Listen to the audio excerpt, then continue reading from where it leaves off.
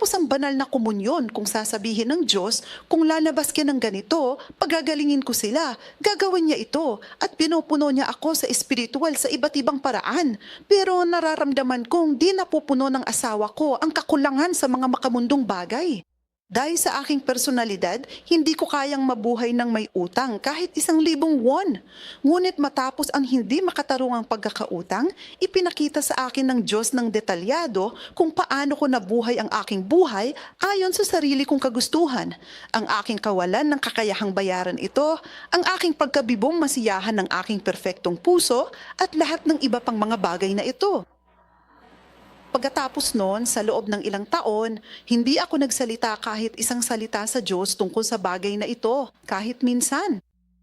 Kahit anong pressure ang dumating o ano man ang sitwasyon, kahit minsan ay hindi ko tinanong ang Diyos, Diyos ko, ano ang gagawin mo tungkol dito? Binura ko na rin lahat ng iniisip ko sa isip ko. Habang lumalakad ako kasama ng Diyos, na patuloy na nagtataas sa akin sa espiritual na paraan tulad ng mga pakpak na kumakaway, natutuhan ko na kinikilala ako ng Diyos bilang isang espiritual na tao, isang taong kabilang sa langit, sa pamamagitan ng ganap na pagbubukod sa lahat ng bagay sa mundong ito. Pagkatapos noon, lubusan akong pinagbayaran ng Diyos sa lahat ng bagay, binago ang lahat ng taong nagpahirap sa buhay ko, at nilinis ang aking kapaligiran upang lubos akong makapagtuon sa Kanya.